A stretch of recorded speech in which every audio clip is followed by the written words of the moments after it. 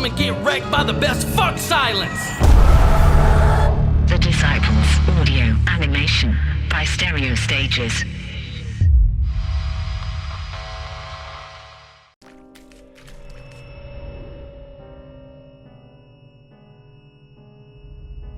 How could I possibly have known?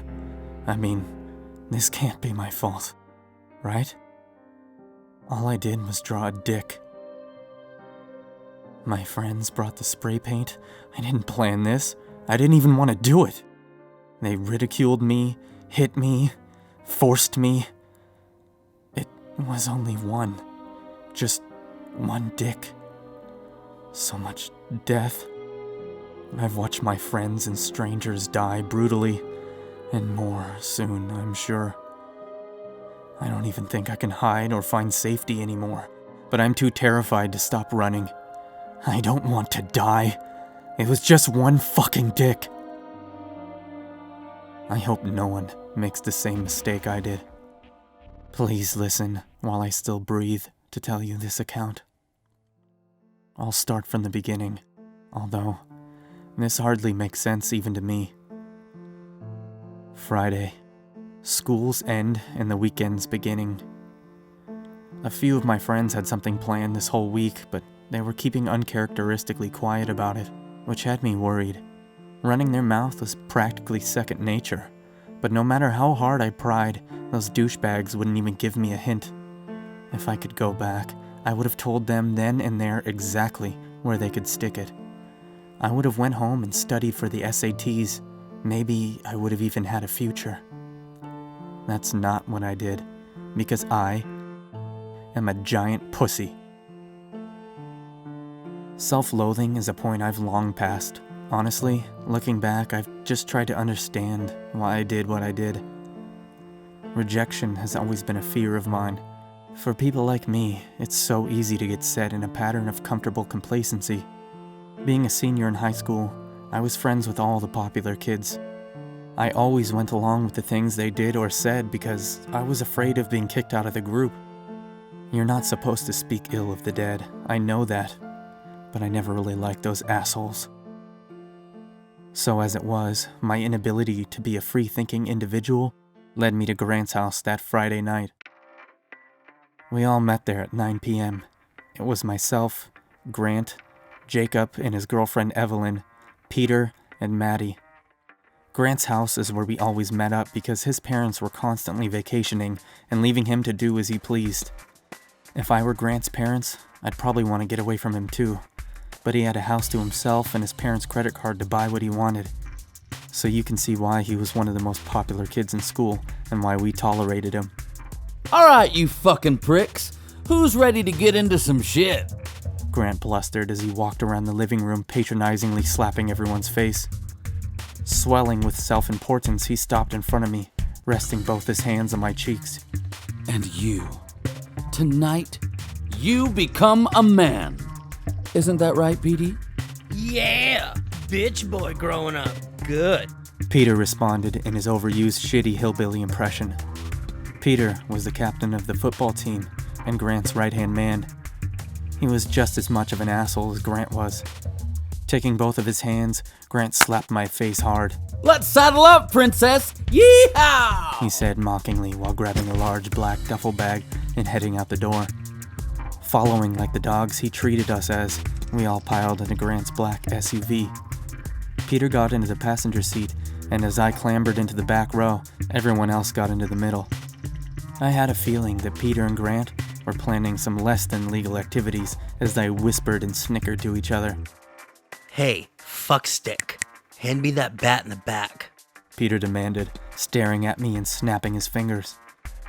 Not wanting a confrontation, I begrudgingly obliged and passed up the baseball bat. Rolling the passenger side window down and sticking half his body out, he held up the bat in a swinging position. Alright, slugger, get ready. Grant said as he pulled the vehicle closer to the sidewalk and slowed down slightly. In anticipation, Peter waved the bat back and forth. Approaching somebody's mailbox, he readied the bat. Special delivery, bitch!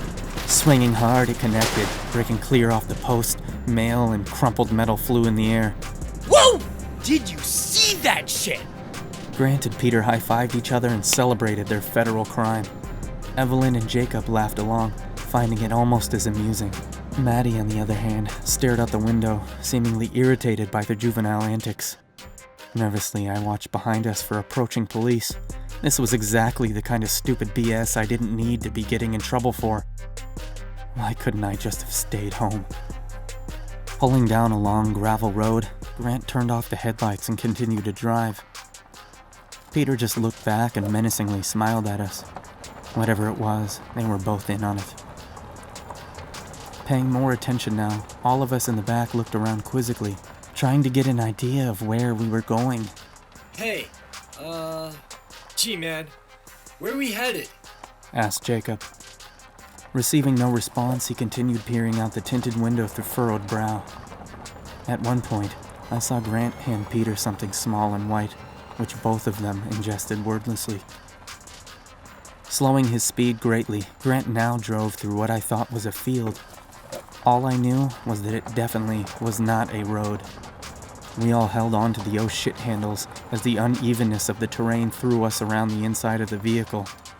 Something, I might add, that everyone except for Maddie and myself seemed to enjoy immensely. Slowing the vehicle to a halt, Grant put it in park and turned to look at us. Last stop, ladies and bitches, he said through clenched teeth in a dead-eyed gaze. We all unloaded out of the car, myself being the last out as I had to clamber over the middle seat again. It wasn't until I got out and looked around that I had any idea where we were. Really, Grant? A fucking cemetery? Griped the now very dissatisfied Maddie. Aw, is it somebody's time of the month? He retorted condescendingly. Shut the fuck up, asshole. Bearing down on Maddie, Grant looked ready to rip her head off. Too chicken shit to actually stand up to him, I resigned to staring silently. Guys! Jacob got in between the two of them, arms outstretched. Let's just see what G has planned. It seems pretty cool to me. Brought back to whatever egocentric reality Grant lives in, the purpose of our trip came flooding back. Ah, yes. You're probably all wondering what you're doing here. Grant had all of our attention at this point. Well, if you'll all follow me to the front of the car. Come on.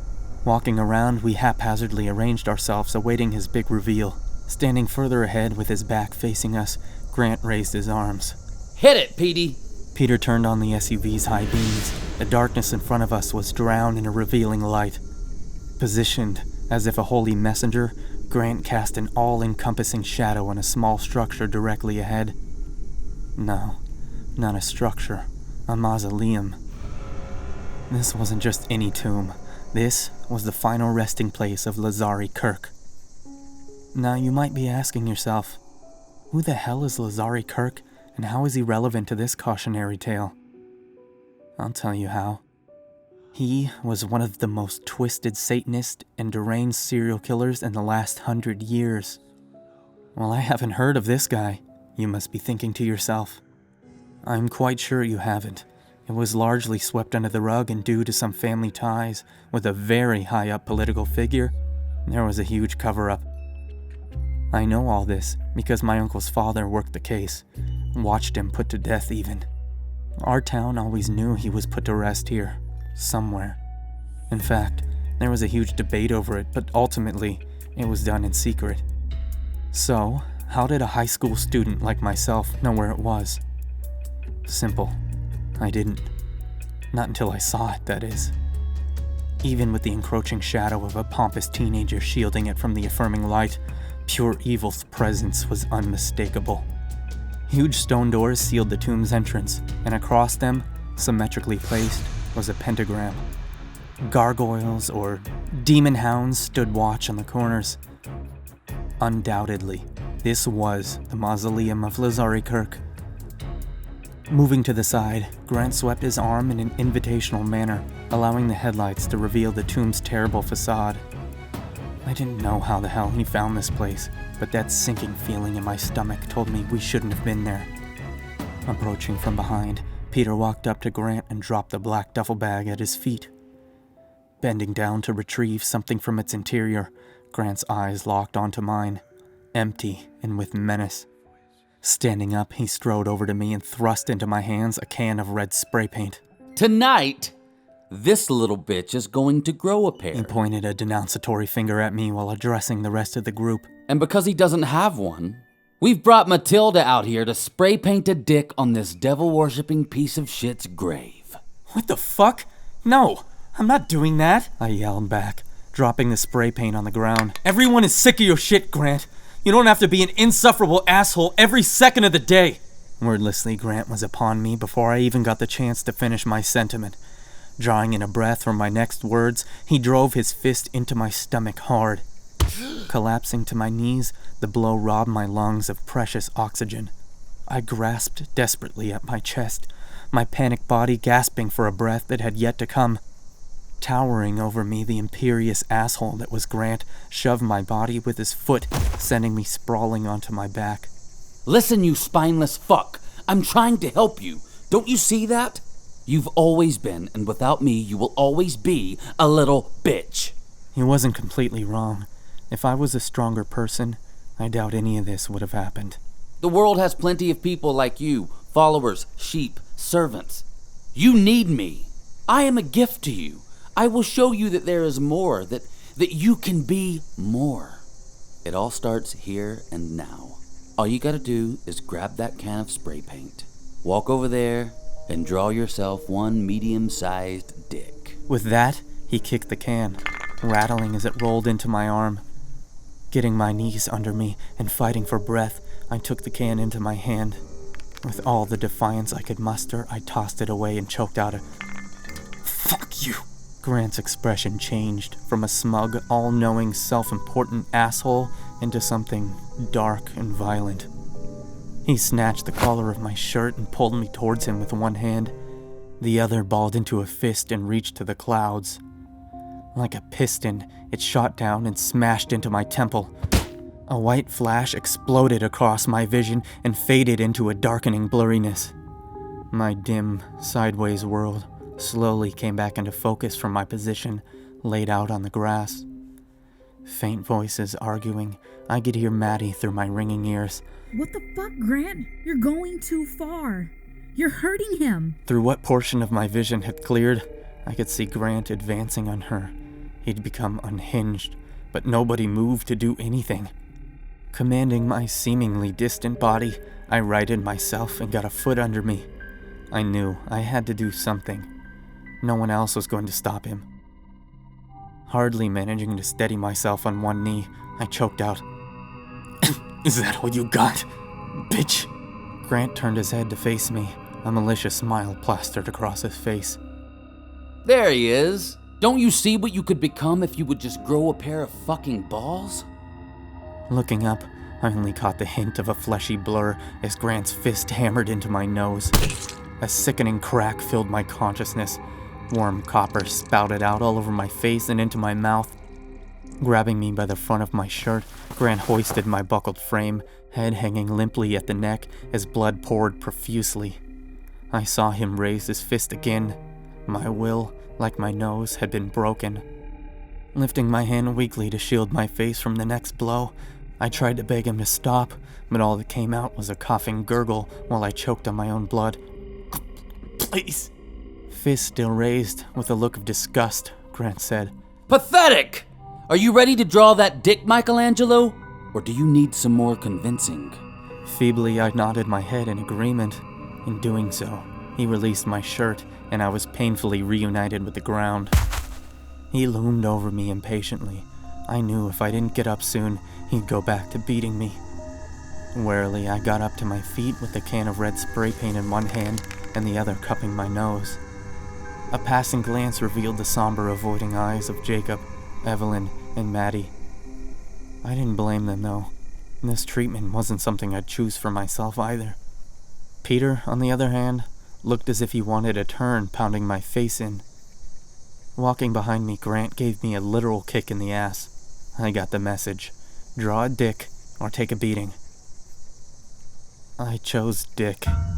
Never choose dick.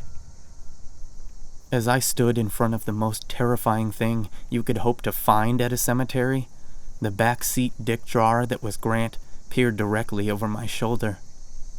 Glancing back, I could practically feel his breath on my neck. I raised my arm to paint the first line of the balls, but I couldn't focus with him leaning over me. Dude, can you give me some room here? I'm trying to focus, I said, my hand still plugging my leaking, broken nose. Backing marginally away and more than slightly irritated, he retorted, All right, Pablo Picasso, just hurry up. If I do it wrong, it'll end up too small and people will think I drew your dick. Looking as if he was about to kill me, Grant took a step forward. I held up the can of spray paint defensively. This gave him pause just long enough for me to begin painting the first lines and ease him off. Each mark that I painted only increased the deep foreboding feeling that resonated in my soul. Balls completed, I moved on to the shaft. I'm not sure if anyone has ever felt this way, but the sense that this dick would be the death of me was overwhelming. Shaft completed, I began spraying the head. As the final line connected one end to the other, an unforeseeable consequence had set in motion. I can't deny that upon viewing the completed dick in all its glory, I felt a small amount of pride. Seeing the phallus outshining that bastard's pentagram really did give me a momentary sense of accomplishment and confidence. That is, until that fucking idiot Grant thought it would be cool to slap me in the back so hard I stumbled forward. In an effort to catch myself, I put my hands in front of me to brace against the tomb doors. My hands that were covered in fresh blood from my still bleeding nose.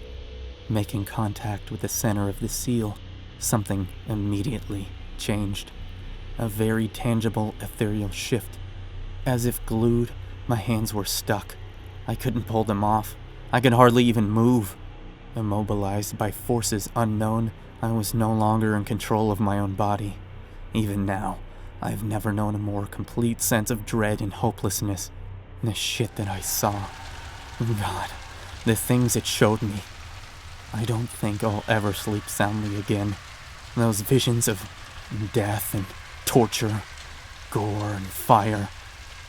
Screaming and howling rip me from sleep and keep me awake during the brief moments of rest I get. Whatever hold that otherworldly force had on me did more than just release my captive body. It sent me flying backwards a good 7 feet. I know I wasn't imagining what happened, because after collecting my bloodied and battered body, my compatriot's gaze laid locked upon that seal.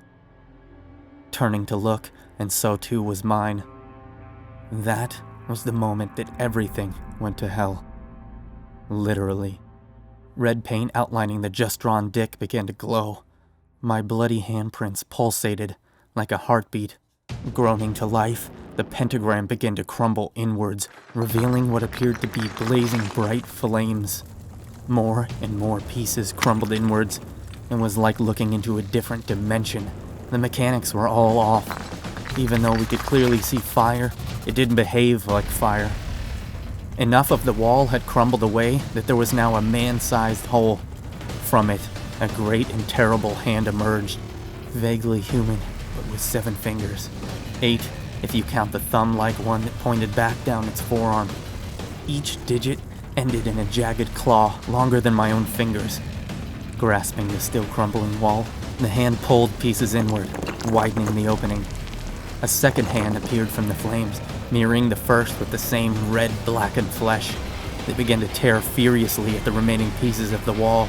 A blur of claws was all I could see, until finally, all that remained was a 10-foot pentagram acting as an open window into what I can only assume was another dimension. All went quiet. Not one of us moved, and each of us transfixed on the unnatural flames. I know we should have gotten aboard the Nope train to fuck Thatville, but something about those flames entranced my mind and held my body. Without warning, a horrific figure exploded from the flames with so much force it went sliding past us sideways. Claws dug into the earth to stop itself from sliding further. Voraciously, it eyed us, and the split second before the carnage was the clearest look I got at this beast, this hellhound. I call it that because its form slightly resembles a dog.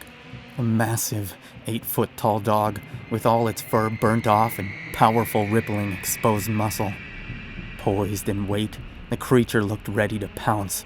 baring its fangs and eyeing us with an insatiable hunger. The demon's snout was completely exposed bone all the way up to its cheeks. 4 pure black soulless eyes delved into my being. Caustic saliva oozed from between its rows upon rows of dagger-like teeth and dripped onto the ground, hissing dangerously. A low, terrifying rumble emitted from its mouth that sounded like... Suddenly, the beast bounded forward with lightning speed and impaled Jacob through the stomach with its entire hand, simultaneously pinning Evelyn to the ground with its other. Closing its hand around Jacob's spine, it stared into his eyes. He couldn't even beg us for help. All that came out was gurgling and whimpering. As the self-preservation portion of my brain began to take over the horrified fixation, it occurred to me that I should probably run. But just when this crossed my mind, the demon muttered something dark and alien, something that seemed to carry its own physical presence. I was frozen. The words carried power over me, over us. Looking in my direction, I swear it winked at me before raising Jacob's still, weakly struggling body above its head. Shaking him like someone trying to get the last remnants from a chip bag, the beast's mouth hung open as blood and tissue rained upon it. Bored with its prey, it ripped Jacob's spinal cord from the hole in his midsection and tossed his motionless body aside like a piece of trash. His lifeless eyes, staring unblinking and accusing in my direction, I couldn't help but feel grateful it wasn't me.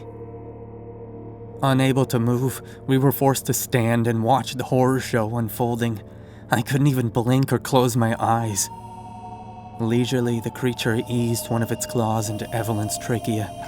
The only sound she could make was a sickening wet cough. Slowly, it moved the claw in a straight line down her torso, opening her body like a suitcase. With ease, it snapped her ribs apart, leaving them sticking straight up. Long and muscular, its black tongue uncoiled from its mouth and began to scoop out Evelyn's organs. Tilting its head back and letting them slide down its gullet, it made trip after trip into her open chest like a feeding trough, all the while staring hatefully into her still conscious gaze. Choking on her own blood, her convulsing body weakened as the light of life left her eyes.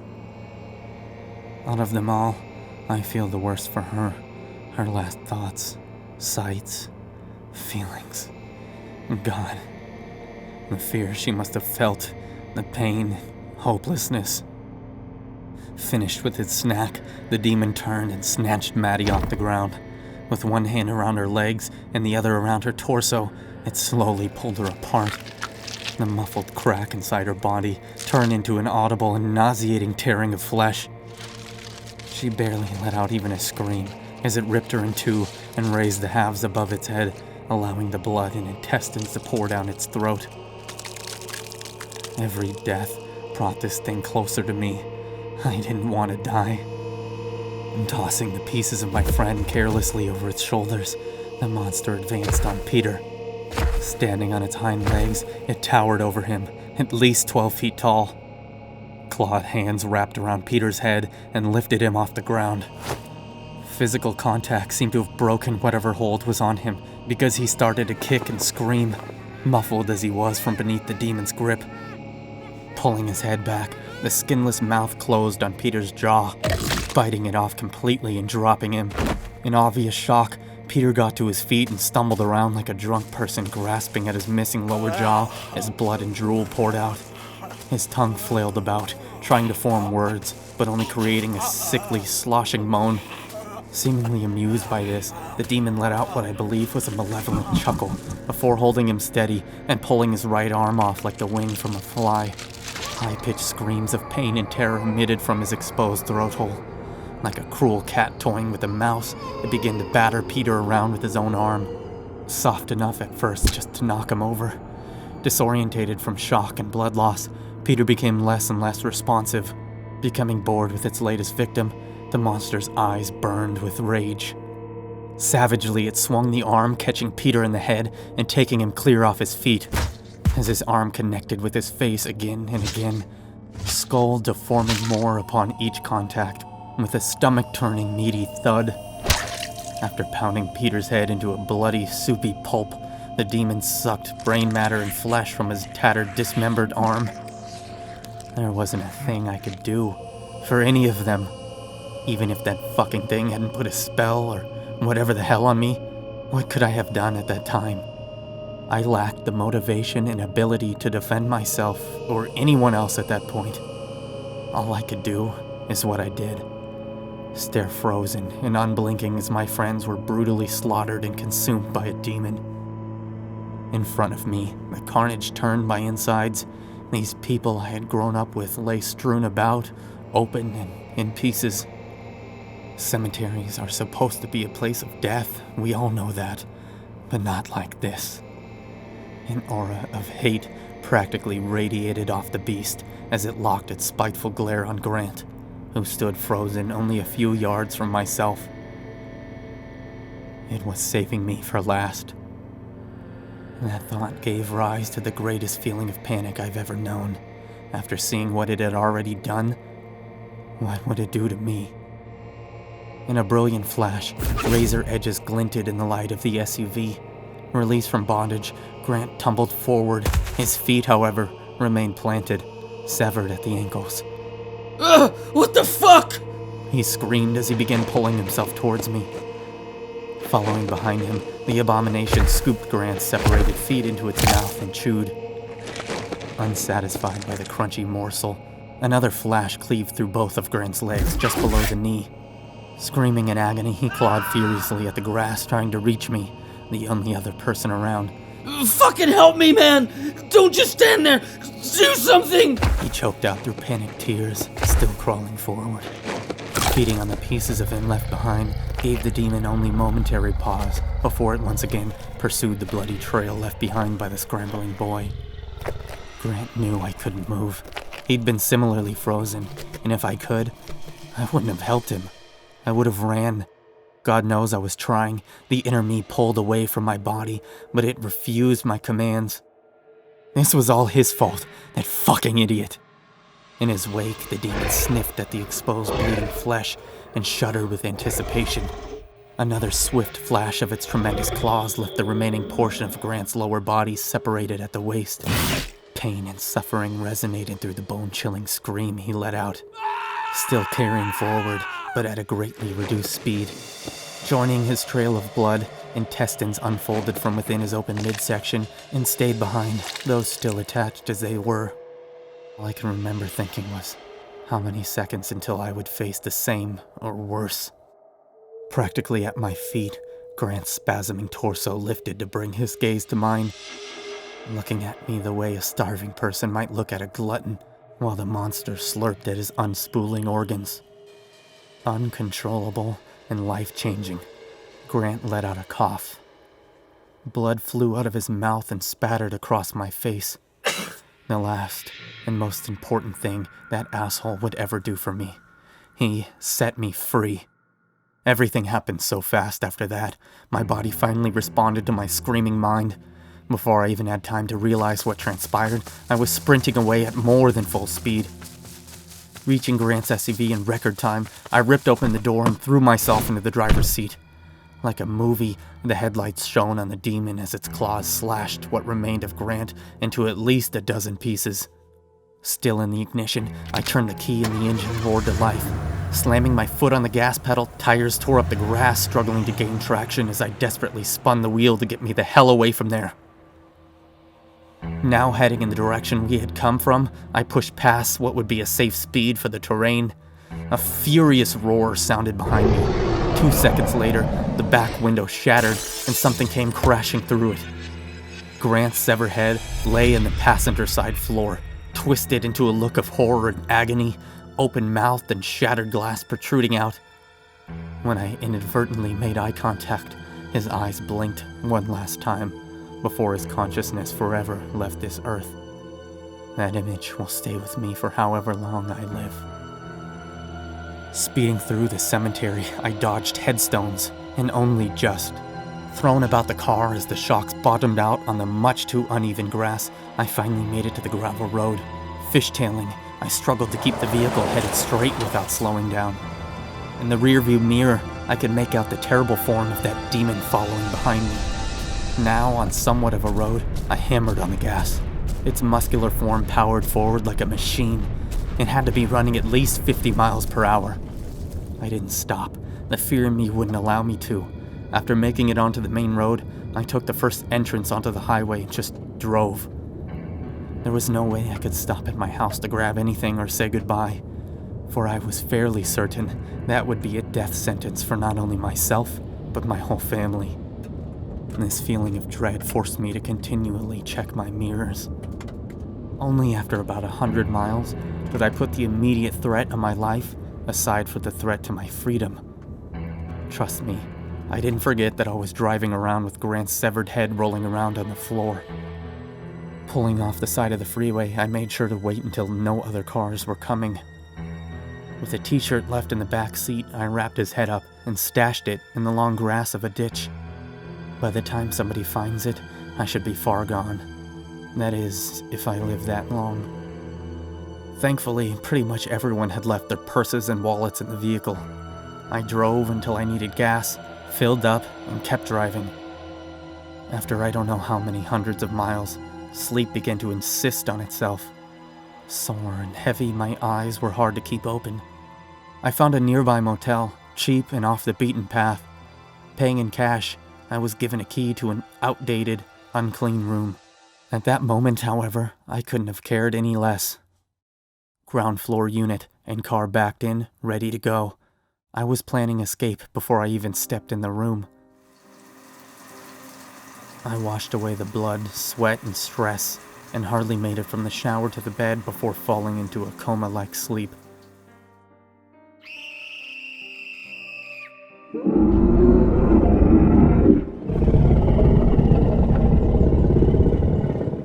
Wrenched from sleep by the sounds of screaming and a primal roar, I immediately shot out of bed. Before I went to sleep, I left everything on the table by the door. I didn't even put my clothes back on. I just grabbed the shit and ran. Pure adrenaline fueled my steps as I practically flew into the driver's seat of Grant's SUV. Before me, an all too familiar scene of horror and death. An armless woman ran screaming and pouring blood. Limbs and organs strewn about. A man's head rolling awkwardly by. Fire and smoke from a portion of the motel. More screaming. I didn't wait. I didn't linger or let my shock delay me. I started that engine and fucking drove. There was one moment as I hauled ass out of death's grasp where the demon emerged from one of the rooms and locked eyes with me. Blood staining its white bone snout, its spines protruding from muscle. Teeth innumerable and dripping gore. Those 4 black eyes pierced through me and trapped my consciousness with it in a slowed version of time where that 1 second was at least 10 minutes. And that shared moment, that look, told me more than I ever wanted to know. As time snapped back into place, the wheels gripped the pavement and screeched while rubber smoked and carried me away. A malevolent smirk plastered across the demon's face. This was just a game. It was letting me go, only to find me later. If I want to stay alive, I run and I don't stop.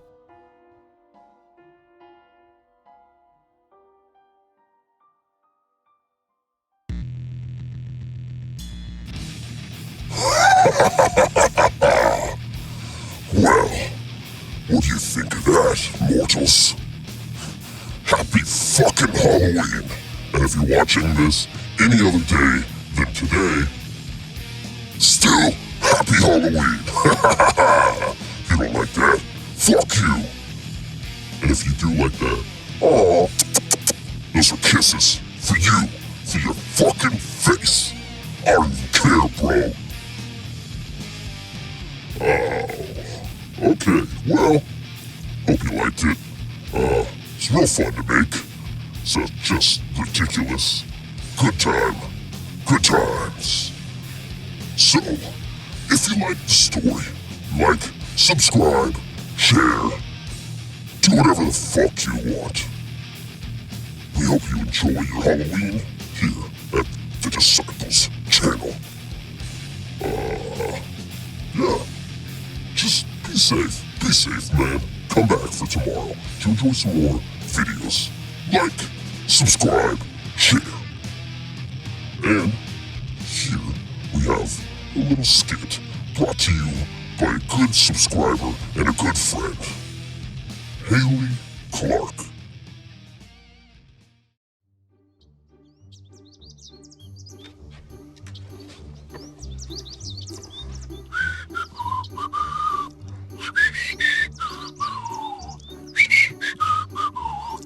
What a great day for world domination.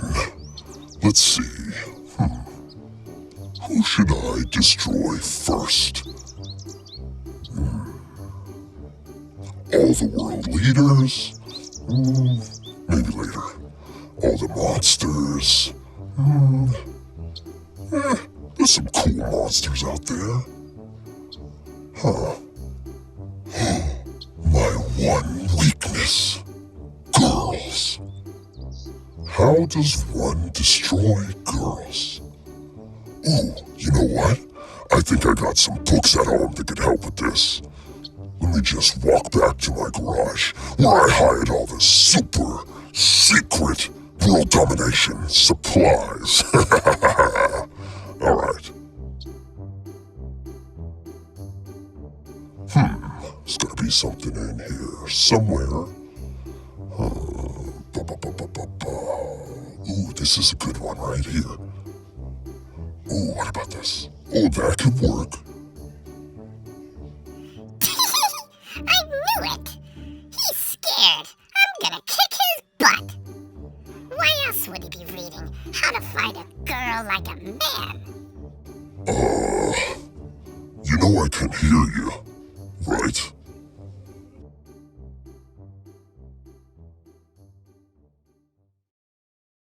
Dahl, this is a message for Aaron Connor. Come with me if you want to live. Savage. In the rearview mirror, I could make the... I wrapped his head up and stashed it in the long... I wrapped his head up and stashed it in the long Fuck, man. I wrapped his head up and stashed it in the long grass up by...